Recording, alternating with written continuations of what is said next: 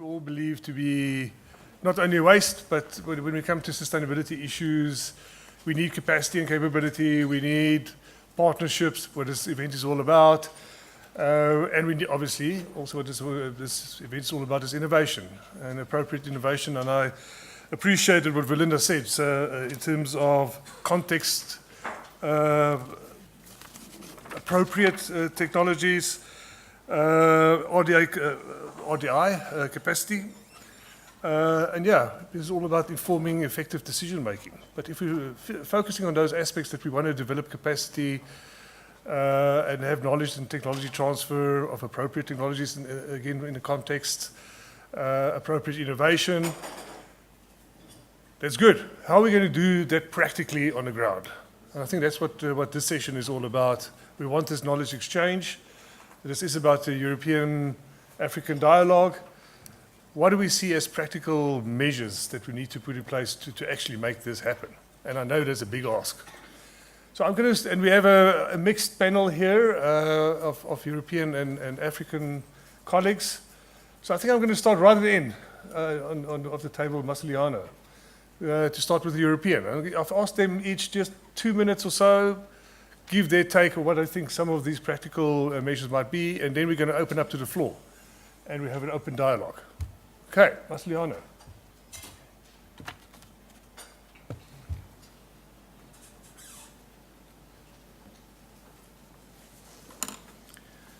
Okay. Good morning. So 2-3 minutes, very brief. From our perspective, so I'm trying to synthesizing the work we have done with some examples as well. So first of all, I would like to stress the fact that in order to understand and enable technological transfers, we have to first enlarge the definition of innovation and really thinking about moving beyond technological innovations, integrating technologies with organizational change and human resources as well. So my and our definition of innovation is really broad, and I would like to stress the role of complementarities. So to set up complementarities among different drivers of change, and I would like really to stress the skill and competence and education factor. Then it was anticipated, and Fernando was stressing this very well. The focus is on interactions and feedbacks and reverse innovations. So really. And this is linked to the, if I can mention a bit, macroeconomic issue in sustainable consumption and production. If you look at figures about sustainability from the production point of view and the consumption point of view, and we need both, you have different figures. I mean, different performances by European and other emerging, developing, and low-income countries. So we have to focus on both sides of the sustainability, and what is relevant and what you have in between. I mean, the difference is that you account in different way exports, imports, and so you focus on the integration of the economies and not just on the production side. So, which is a typical, maybe cognitive lock-in we suffer from. So, I really think that we have to focus and maybe moving beyond a sustainability based on countries. So focus on what we have in between countries. So what we share, what we are able to transfer. Practical example, I mentioned reverse innovations. I could mention here, anticipating a bit session we're going to have today, chaired by Lucia, the importance to focus on the value added you may find in the, markets that are not characterized by high willingness to pay. So we have a mass of citizens, consumers participating in maybe low-income markets, but with a lot of opportunities.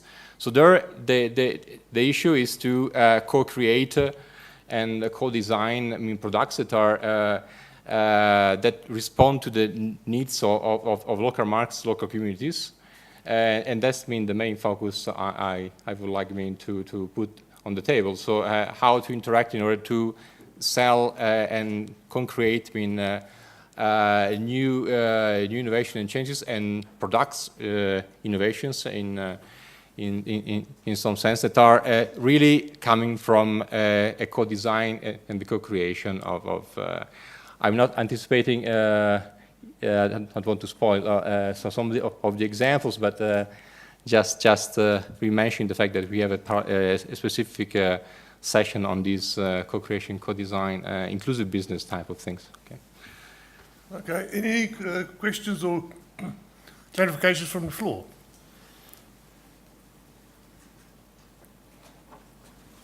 Any response to Massimiliano's comments there? Okay, not for the moment. Henry, your thoughts? Good morning again. Looking at from a government perspective now, cooperative governance I think is key if we want to get this right and move towards the sustainable development trajectory and meet those outcomes, as well as our own national development plan. And I think we are starting to see it. I mean, globally, cooperative governance is an issue. Departments do not really talk to each other. They operate in their silos and they don't plan together very often. But we're starting to see it happen in South Africa. I mean, you saw this morning DST, DIA on a platform together, but we're not just on a platform together talking. We know each other, we work together, we plan together. So it's starting to change. And that will then get us to possibly having true integrated development planning. Not documents that are used as doorstops, but actually documents that are implementable, because it was planned by the people that need to actually implement what's in it. Enablers, I also think, from a South African perspective now, and it probably from an African one, is regional integration of sustainable development goal planning or climate change planning. And I speak here also because I'm the national focal point for the Climate Technology Center Network under UNFCCC, which is the technology transfer arm. So it helps with technical assistance. And under that, we also do regional projects. We're currently busy with one on energy. But from a water perspective, we share some of the catchments, which means what we do on our side impacts what happens to the neighbor next door. And we need to start thinking about that. Again, it's the well-being aspect. We need to consider the people next door when we pollute the water stream or the watershed. And I'd like to just reiterate again, when we're bringing solutions to communities, I think we should stop bringing solutions to communities. We should start co-creating the solutions with them, and not disregard indigenous knowledge that comes from people who've lived there for generations, if not thousands of years. They know better than we know. We know what's in the textbook. They know, they live it every day, and we need to consider that in planning and bringing a solution to them as well. Thank you, Henry. Any response, or someone wants to clarify some of what Henry has said? I think there's a couple of key things that we've heard already now. So I've liked Massimiliano's innovation. We need to think much broader than technology innovation. I think one of the key issues in African context is institutional innovation, and this key issue around how we get public-private partnerships going, and maybe Linda can respond to that later, that she did allude to it in terms of the waste roadmap. This cooperative governance is a key issue. Regional integration is In the energy space, something that we have been discussing quite a lot, but as Henry said, water is becoming a crucial issue in this part of the world. And yeah, co-creating with is what we call the transdisciplinary approach. So we don't, what's our colleague at the CSIR, was it Pete Ashton? He always talked about we're doing something, then we throw over the wall, and then we just hope somebody actually catches it. That's not the appropriate way anymore. We need to actually engage with communities and develop or innovate alongside them. So a couple of very good thoughts already on the table. Fernando. Thank you, Alan.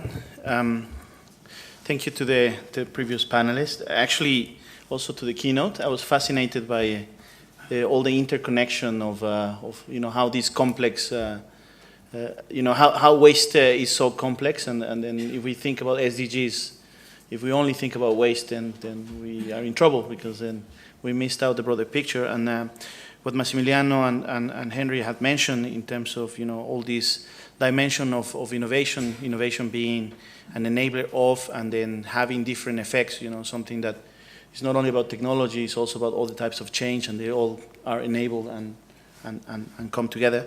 And this whole idea about the global cooperative governance, we often talk at the national level about ministerial coordination, but then we are talking about global issues that require this element of cooperative governance. And in my intervention, if it's okay with everybody, I would focus on the knowledge transfer part.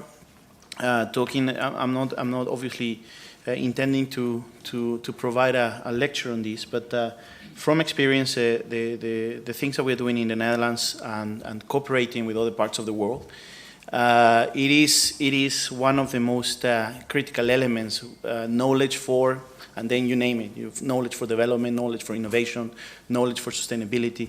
And something interesting is that these formal and informal networks and informal partnerships that are created sometimes are really powerful tools for this, for creating this enabling environment.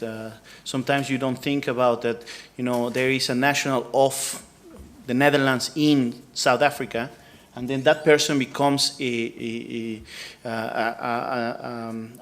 node for creating this trust and shared vision and resources.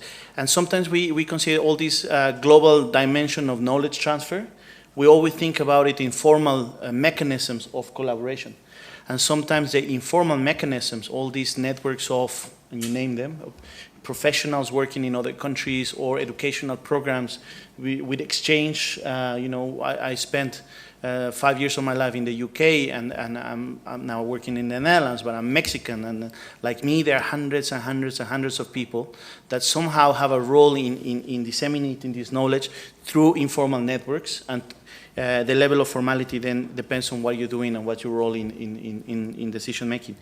But then one element that in this whole knowledge transfer is, and something that in the Netherlands we've been doing because that was critical for survival of the country, this decision-making model, they call it the Polder Model, so everybody sits at the table, discusses and agrees, and then you develop somehow, in our modern version of it, you develop a vision, and we have an idea where we want to go, we discuss a lot.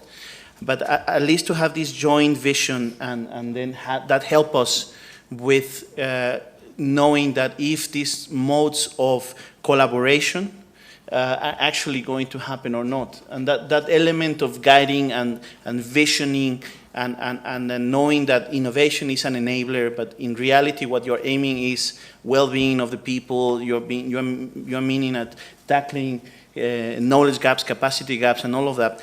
That element, at least in the experience of what we are doing in the Netherlands and collaborating with other countries, is actually quite remarkable. We have something in the Netherlands called Green Deals. So Green Deals is an evolution of if you name them, the cleaner production agreements, for example, and then people sit together at the table and then they exchange, and then what is good for everybody and what is good for the common being. And I'm not suggesting this is a model that works everywhere. This works in the Netherlands with 16 million people, small country, taxes work well, zero landfill since a number of years because of a crisis. So, but the element of knowledge is there. Now the Netherlands is in water and waste. When you think of the Netherlands, they are having these partnerships and willing to collaborate. But in the end, and I'm not talking about countries specifically, but in the end you are talking, going to the government part, you are talking about that you are doing this because of trade policies. You are doing this because of economic diplomacy. You are doing this because of development cooperation, and then there is then a conflict because, and I'm not blaming anybody on this, but when you look at most of the developed countries' perspective, including most European countries, in the end there is collaboration and there is a catch, you know, in the sense that sometimes it's not that it's conditioned, but sometimes it's linked to some economic incentive, you know, that we want to create markets, we want to transfer technology, and sometimes that goes into tension with the aims of countries like South Africa or many African countries or countries in other parts of the world that are trying to develop their own capacity. They're trying to find their own way. And yes, you take best practices of others, and then you take technology because sometimes you just leapfrog. But there is an apparent mismatch between this whole trade and development, how we see it from the two different parts of the world. So what I've tried to say is that, well, in this whole idea of knowledge transfer, the role of innovation, the global partnerships, the national partnerships, and the guiding element of having a vision and then alignment of priorities, it's actually a really hard task. I mean, in the task force that you're creating or that you are managing, it must be really challenging to everybody align into what is a priority now, what is a priority in the mid and long term. And I'm sure that hard work is always compensated when you have good results. And this is international transfer of knowledge, this international dimension of cooperation. It's also something that can benefit by what I mentioned at the beginning. I believe this informal knowledge, informal networks, traditional knowledge, so on and so forth. Well, some thoughts about it. Thank you. Great. Thank you, Fernando. Yes, question, Astrid. Yeah, well, thank you very much for pointing this out, the importance of knowledge transfer. I have some questions here. We have been debating this before the symposium, seeing that traditionally there's always this knowledge transfer from the EU to Africa and these kind of things. How can we also turn this around and have also a circular effect there that we can learn from Africa, for example? We have several countries in Southern Europe that can perfectly learn on waste management, for example, because they have similar waste. So how can there some synergies be created? Also, how can the knowledge transfer happen in such a way that it's being adapted to an African reality, so that we are not taking a technology that works well in the Netherlands but is not adapted to what is happening in Africa because you have different conditions. And the last aspect I wanted to ask is about the knowledge that's being created through research and development. How can we actually transfer this into practice? How can we fasten this up? You know, we have said we have to go faster. So how can we do that? So that's 3 questions with regard to knowledge transfer, which I would have. Okay, any of our panelists or anybody from the floor want to respond to that?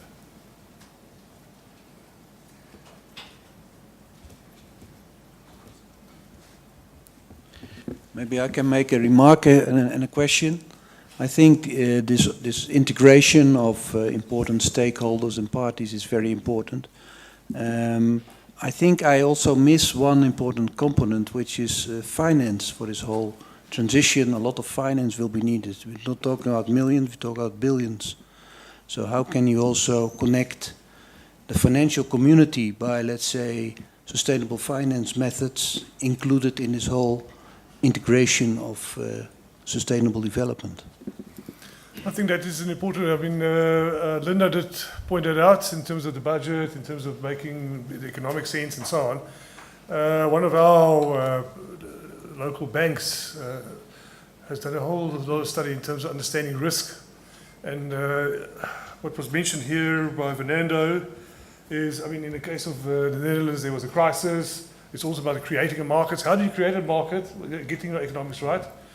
And from a bank's or a financial sector perspective, how do you create a perceived increased risk if we don't do anything about this? And I think that's a critical issue that we need to discuss, because even going back to Astra's comment there, I mean, I would ask the question, so, you know, certain countries in Europe are doing things and other countries in Europe are not doing certain things. Why? Why is that knowledge transfer not happening? And it must be something to do with either there's not a crisis or we're not creating an enabling environment, is what we mentioned earlier this morning. Yes, Peter. Yeah, so we're starting to work in this space in practice.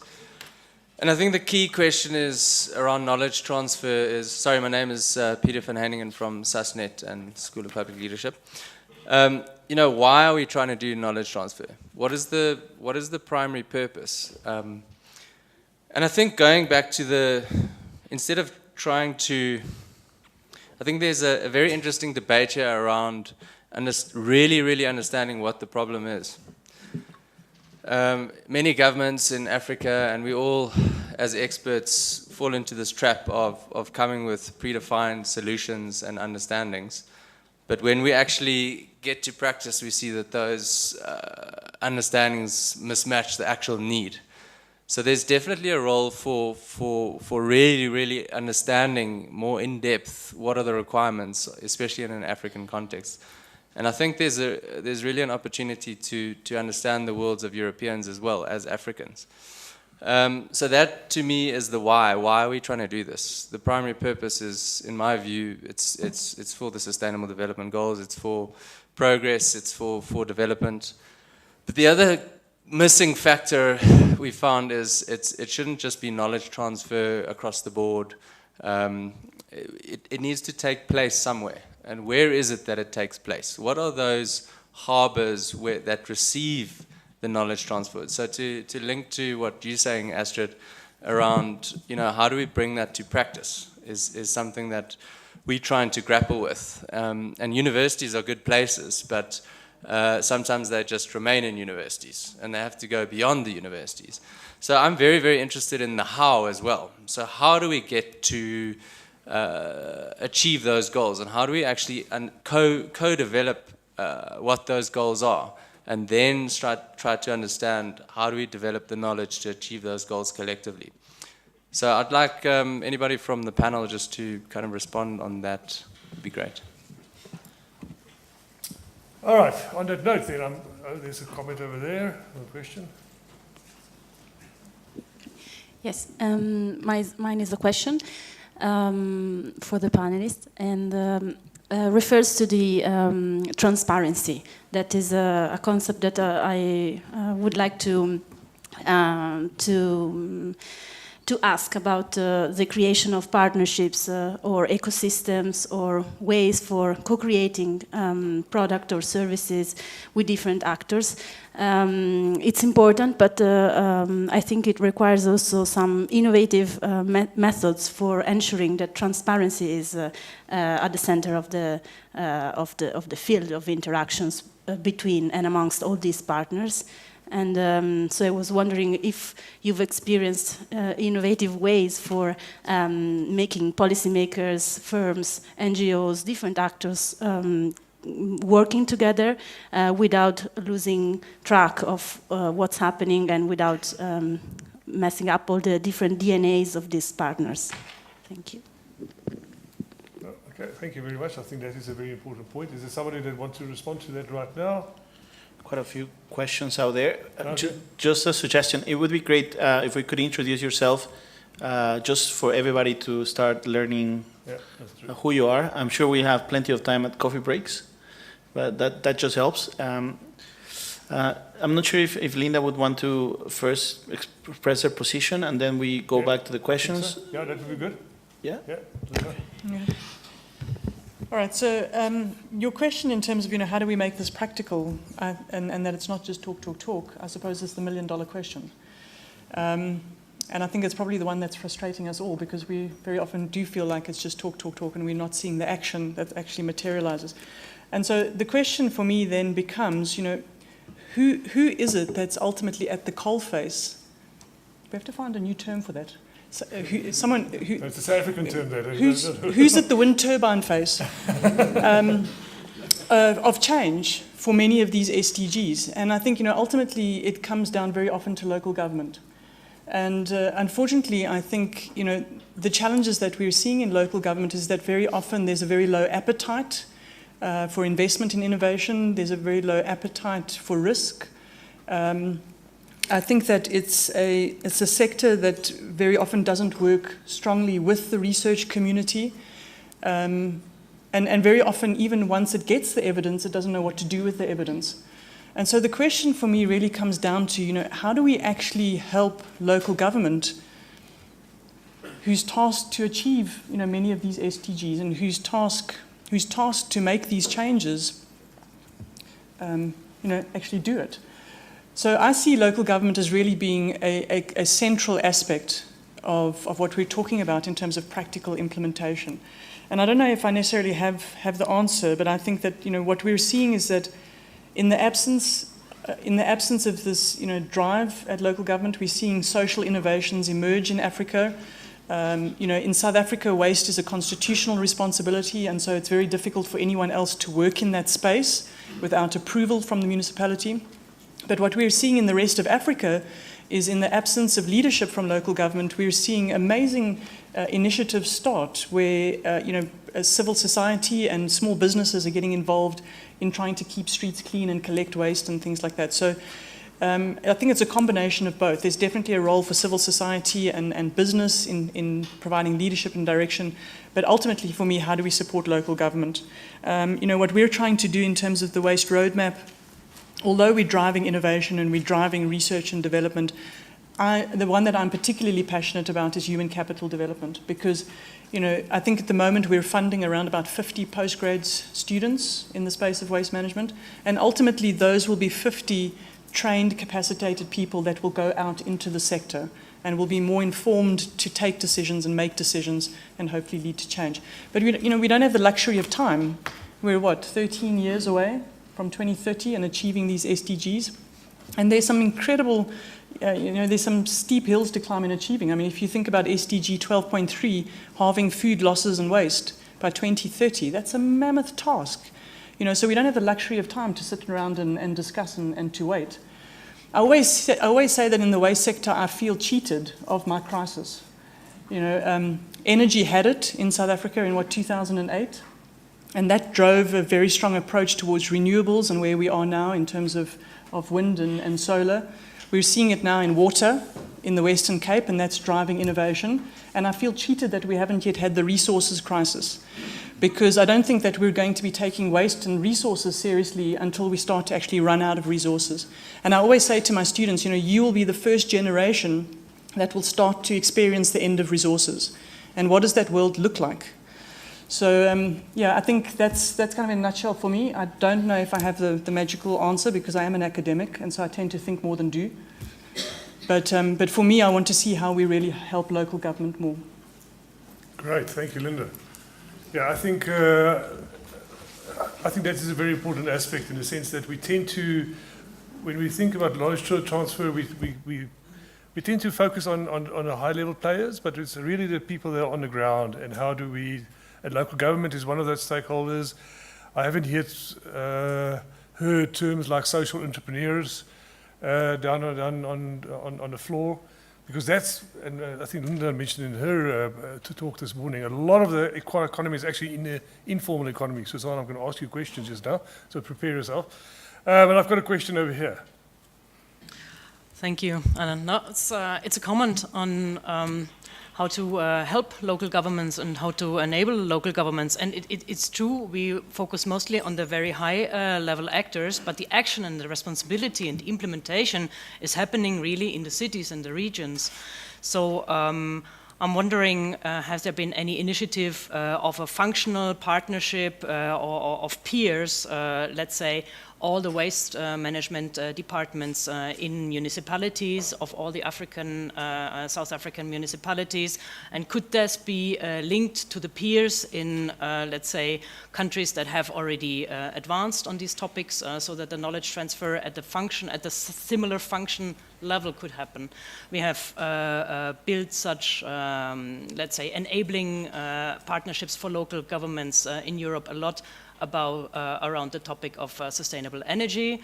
We have Energy Cities as a network that links cities. We have the Covenant of Mayors, that is kind of a coalition of the willing to achieve certain goals in sustainable energy. And then that comes with a lot of capacity building and exchange of knowledge and meeting at the peer level where it is actually happening. So I think it is an interesting model. And that is maybe a little bit putting the knowledge transfer at the right level where the capacitation is. And that is also building human resources, not with PhD and master students, but on a very, very hands-on practical level. Do you want to respond? Look, I'm not sure if there's something kind of happening at the African Union level. I'm not sufficiently plugged into that space. I'm not aware of anything in the waste sector, at least, of bringing municipalities from across Africa together to at least discuss the waste issues, but I think it's a fantastic idea. And I think, if we can find opportunities to do that, to share information across the continent, and to share experiences as to what has worked and what hasn't and what's appropriate for Africa, I think it would be fantastic. I think one of the biggest challenges that we face as Africa is around equipment manufacturers and businesses trying to sell us technologies. And, they're there to sell their technology, not to solve a problem.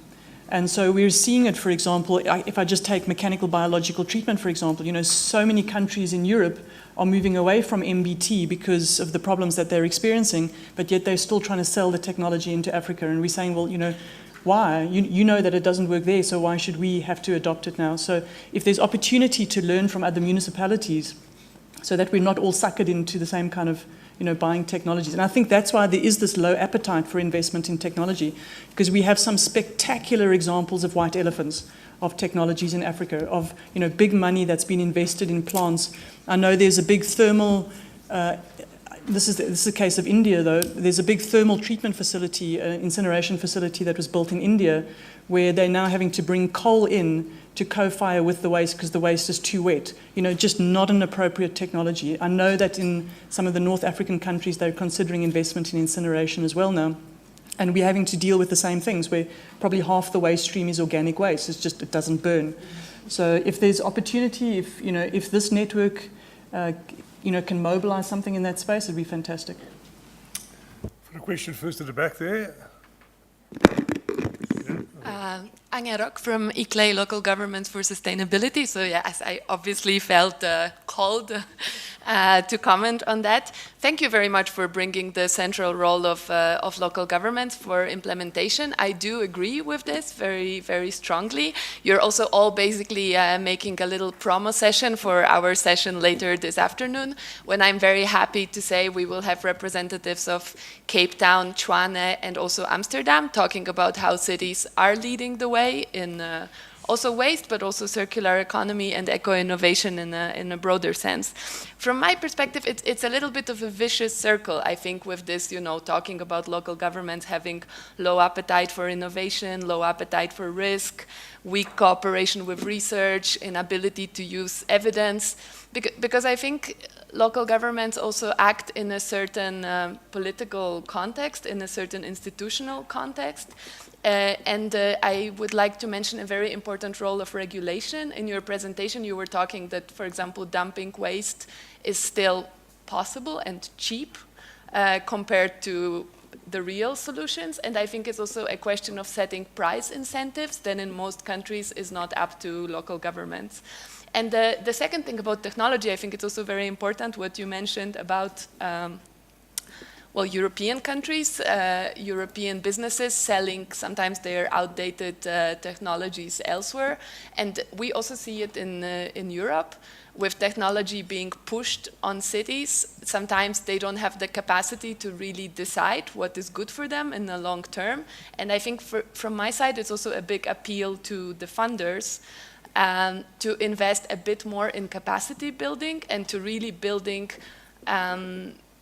the skills inside local government or in cooperation with research so that they are able to judge what is really beneficial for them in the long term. And one thing that I also wanted to add is that I'm also happy that we have our colleague from ICLEI Africa Secretariat here that will also speak in our afternoon session and will tell us more about how African cities are working together to address also eco-innovation. Thank you.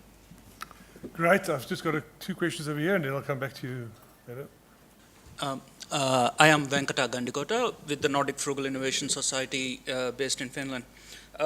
Regarding technology transfer, knowledge transfer related activities from Africa or any other emerging markets to the West, I think one thing that happens is the West, they downplay consciously or unconsciously innovations and knowledge that is happening in these parts of the world. Maybe some examples could be identifying things like these reverse innovations, like for example what GE developed this $800 ECG machine for low resource settings in India, and they're using it as a in emergency by emergency personnel in the US. So I mean companies can obviously take the lead there. So that's one thing, but I think true co-creation of solutions needs to happen, so where everybody needs to come together from here and from there. So that's just my comments. Thank you. Hello, Peter Franceschi from ICLEI, same organization like Anja Rock, who made my comment much shorter because I also wanted to make some publicity for the next session where in fact we will have local government, so we will see that. Just some thoughts that came to my mind is, you know, the old Greeks in the Olympics, they had a slogan. It was faster, higher, and stronger.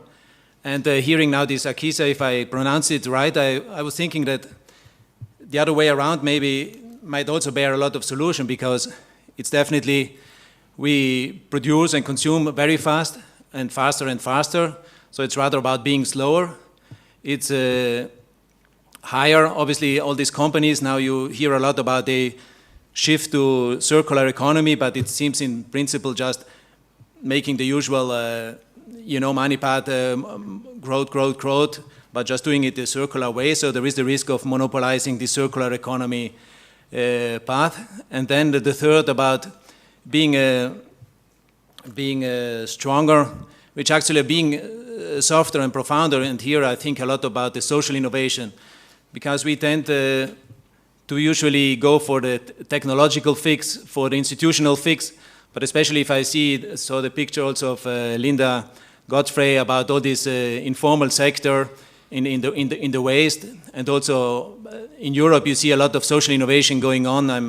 I'm based in Brussels, and I see the city and the region supports a lot this. So I think here, in order to achieve really, to make a change, it needs time. It needs a lot of time to use these green deals that Fernando also mentioned, to bring together these actors and really make a shift to a circular economy. So I think in that way it's also a thinking in this sense like slower, profounder and softer.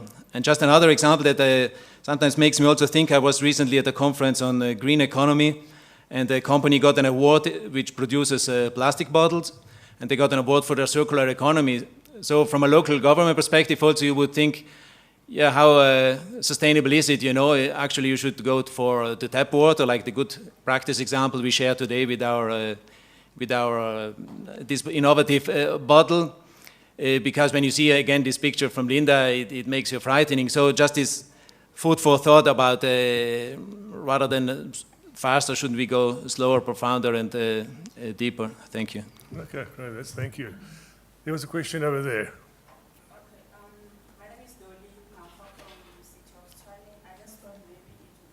It's not on, so just put on your microphone.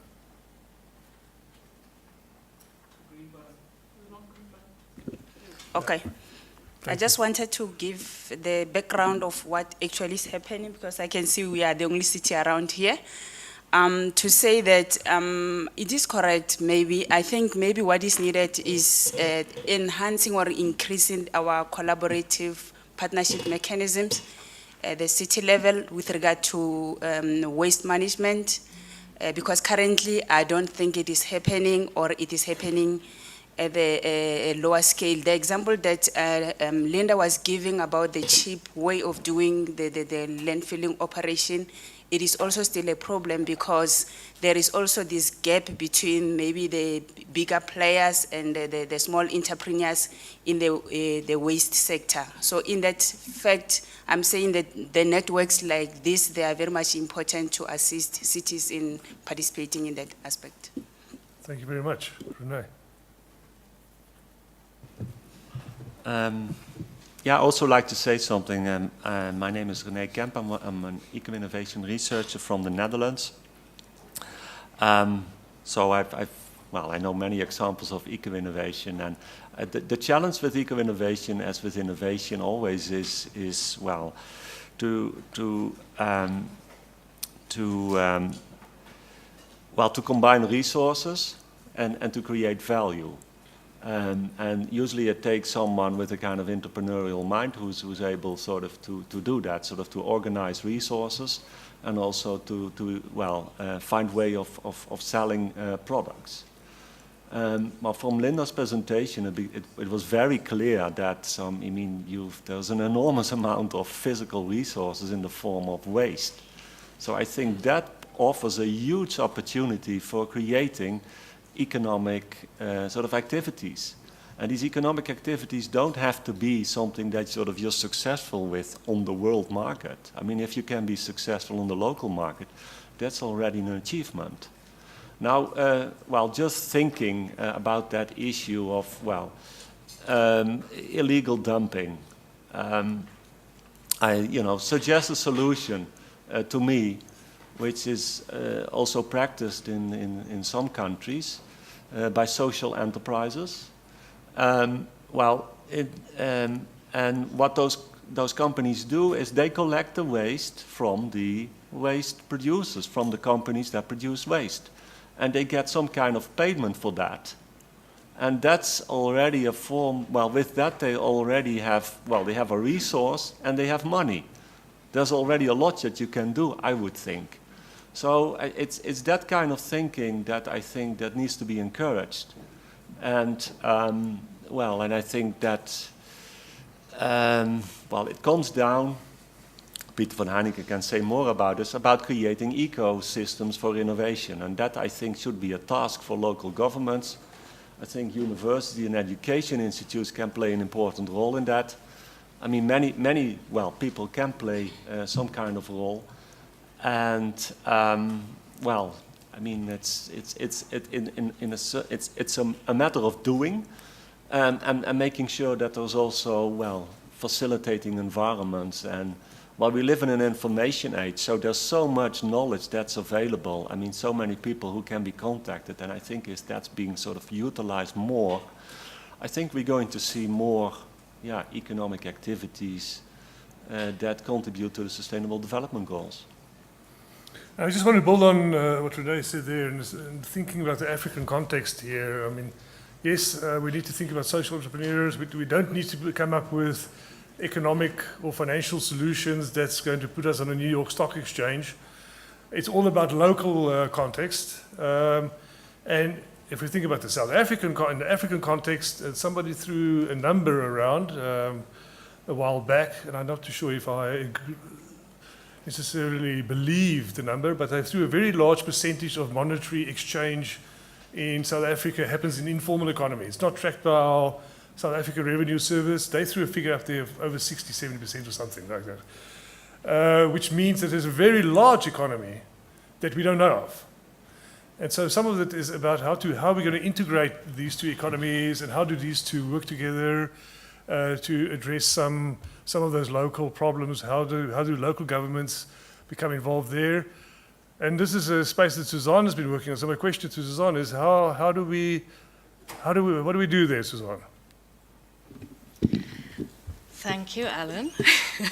So my name is Suzanne Smith. I'm a PhD candidate at Stellenbosch University, and my work is on informal settlements and understanding how they connect to the broader urban environment in terms of resource flows. My master's was on the green economy and how the informal economy connects.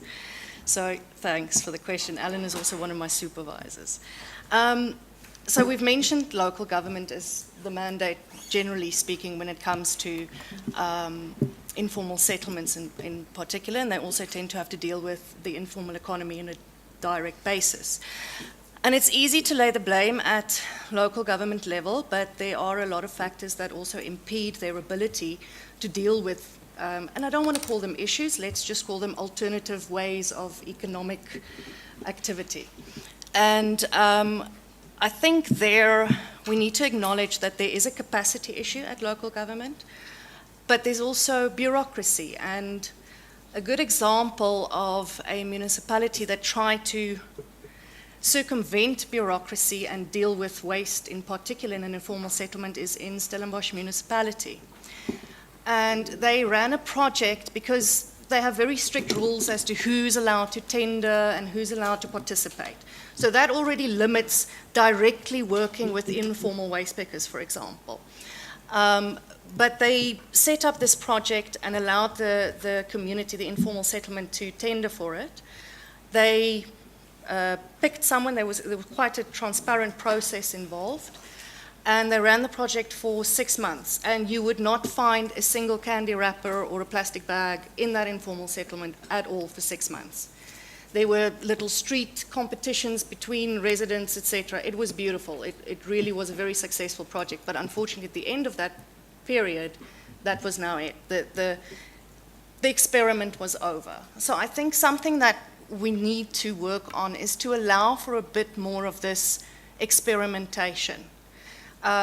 Trying out new things, but also not just dropping them when they're done.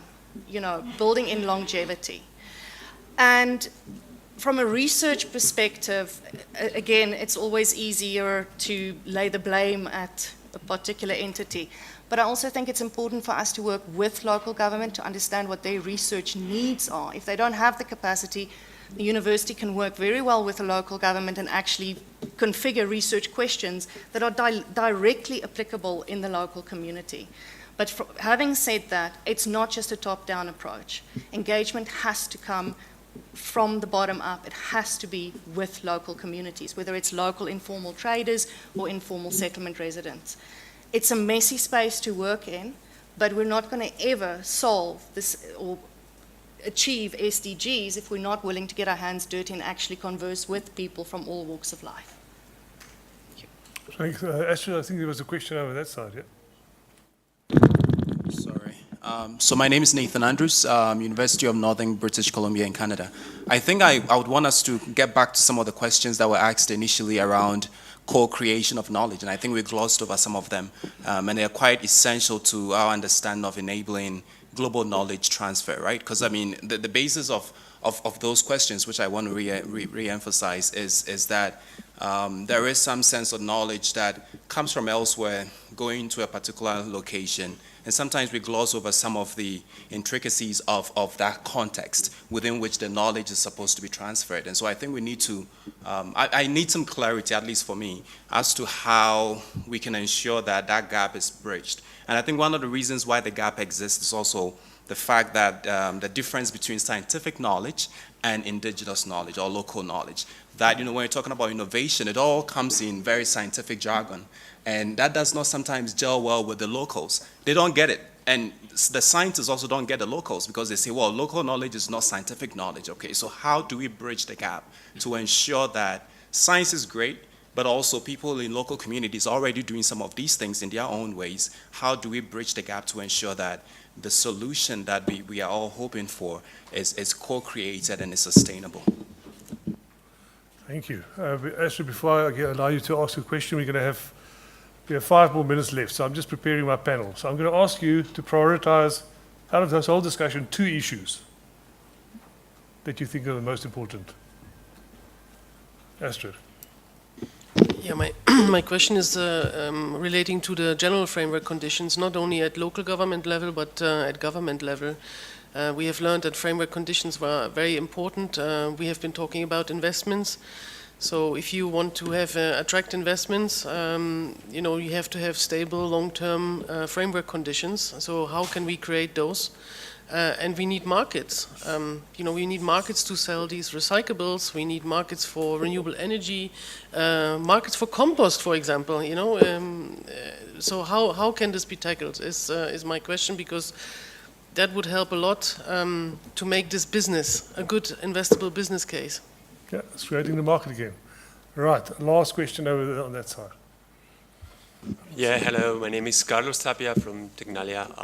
I don't know if I'm entitled to say this because I belong to a research and technology organization, but I have the feeling that what Nathan was just emphasizing is not only and is related to locals and scientists being talking to each other in context such as this one, but also in Europe, we frequently have this gap between the science level and the operational level, and we are not managing to actually fill it. And there's one expression that has been flying around every time, which is evidence-based policy making, which is giving for granted that there is only one answer from science towards policy making on the one hand, and on the other hand, it is also given for granted that there is one answer at all, because sometimes we don't really have one answer.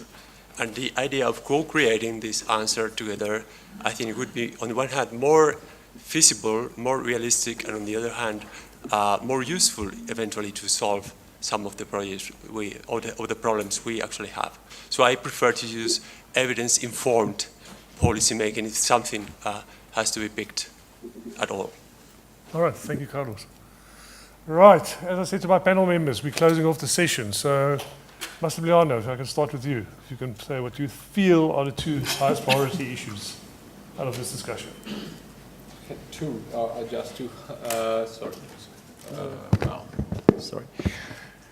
Okay. I have to pick up two. I would like to say something about green finance, because this was mentioned and we didn't say much about that.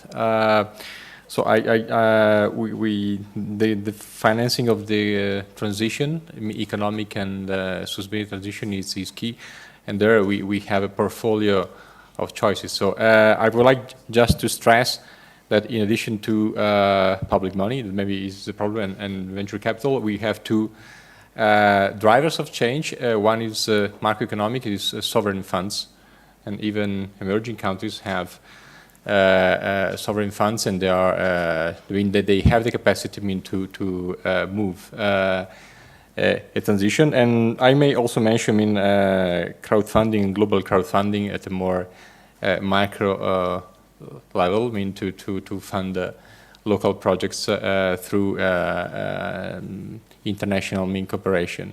So, but the green finance and issue is. If I may take just use 1 minute, I would like to stress one point from my perspective. I mean, I'm an economist on the precondition and the perspective. One problem could be, and I know this may be trivial, but the limits of the mere and competitive advantage type of perspective. I mean, price competitive advantages when we talk about knowledge transfers.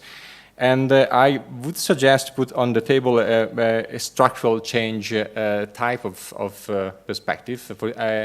I could suggest the readings of, for example, the industrial development reports by UN UNIDO. You have the 2016 report on structural change and sustainability. The focus is when I explain myself, moving, I already said it, moving beyond countries. I mean, looking at how countries are composed in terms of regions, different sectors, and analyzing very specifically, the picture of the sectors you have: high tech, medium tech, low tech, resource based, and the technologies and the human capital and skills you have, in order to operationalize in the present on that really concrete basis your knowledge transfer, and maybe develop technologies and human capital on that basis. But looking really concretely at how countries are not just in a very general macroeconomic way. So region sectorally, very specific. So that's my suggestion. Thank you. Massimiliano. Henry. Thank you. I think the one on bridging science and indigenous knowledge is an important one. Just a short plug. DST recognized this a few years ago and actually have a full-on chief directorate that looked only at that in two aspects. One from a sort of a research aspect and one from a technology aspect. And